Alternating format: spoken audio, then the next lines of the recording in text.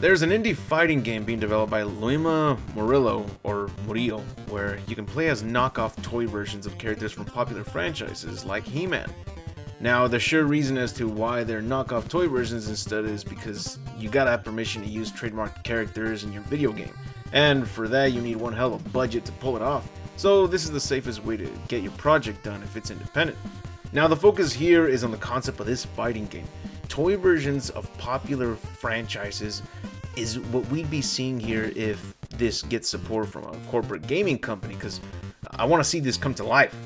And corporate gaming companies will get access to like any franchise. I mean, look at the vast amount of guest characters we've seen in multiple fighting games. This is doable.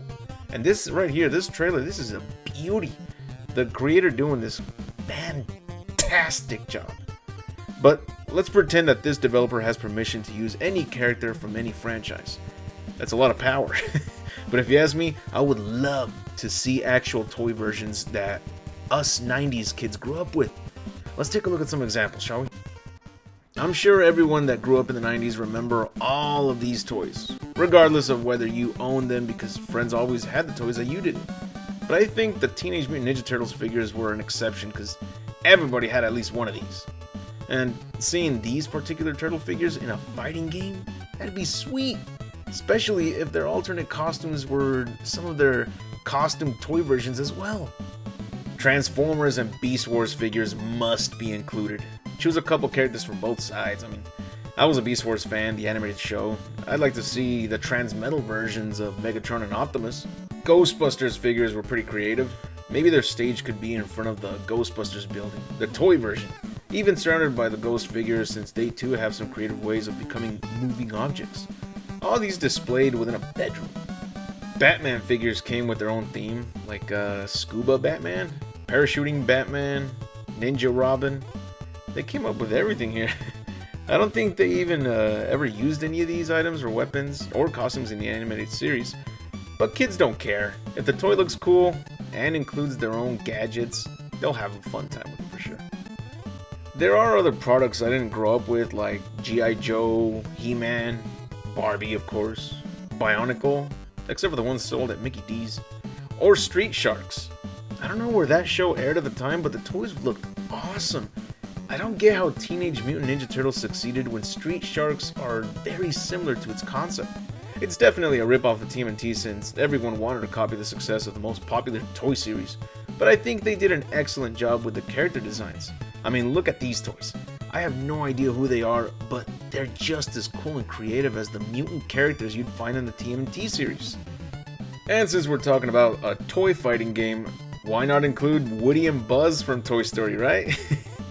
And since we are talking about toys from the 90s, you gotta include Archer, emissary of the Gorgonzolas, and Major Chip Hazard. Small Soldiers is one of my favorite flicks of the 90s. Very underrated. Check it out if you haven't. But aside from that, I would love to see these guys in a toy fighting game. I know a lot of us wanted to see the Gorgonites and the Commandos fight in hand-to-hand combat in the flick, but that didn't happen, and this would give us that chance. The stages in the game would have to take place within a bedroom, bathroom, kitchen, anywhere inside a house or its backyard. Take examples from the Army Men series, right? But the things that they would have to include within these rooms should be like Hot Wheels sets, creepy crawlers sets, Lego sets, troll dolls in the back, Army Men at War in the bedroom, bathroom, kitchen, or backyard. A video rental should be included as a stage as well. Or even inside the back of a moving truck with the door wide open like in Toy Story 1. One of the best things about making it toy characters though is that the devs won't have to spend countless months or even years trying to make everything look super realistic. Another positive about toys fighting is that if characters lose a limb, it ain't even violent.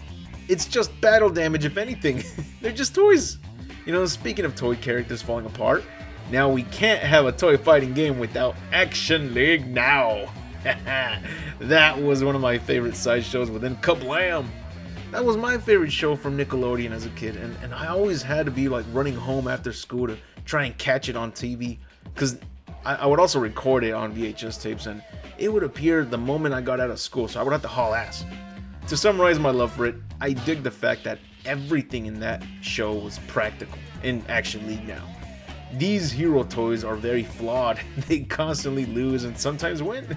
But the thing I remember the most was how they always got destroyed. I couldn't believe how many times they'd get run over by a real vehicle. They get blown up to pieces even, yet they keep coming back. Same goes for the bad guys, like the mayor always being against them and looking for ways to destroy them. I'm going to talk about this show on its own video for sure, pretty soon too. But I would love to see at least one of these characters as a playable character in this toy fighting game. The others could probably play a part as a playable character's special move or ultimate. Maybe even just be there in the background as characters for the stage that it's based on. But do you see what I mean when I say that this toy fighting game has a lot of potential? I mean, all the potential in the world to become one of the best and original fighting games out there. But this would only work at its best as long as every toy character is based on a toy released in the 90s or 80s. Nothing from the present day, because this is about the toys we grew up with. And from what I remember, they all had a lot of creativity with toys back in the day. Like, let's look at this Robin toy, for example. This Robin comes without his face mask. And how does he get it? You pour water on his face, and it will suddenly appear. How dope is that? Imagine throwing this Robin toy as a playable character there, and whenever an opponent with like a water type special hits him with it, it makes his mask appear. That'd be something, to see that throughout the fight. It's the little features like this that would make for an epic fighting game, I think. Hopefully with enough fan support, this indie game can get noticed by one of the big gaming companies out there and maybe bring these concepts to life. Of course, this concept can get ruined by the corporate stooges since they'd want to release a broken-ass game with only a handful of characters at launch, and everything else being loaded with microtransactions and crap-stained season passes.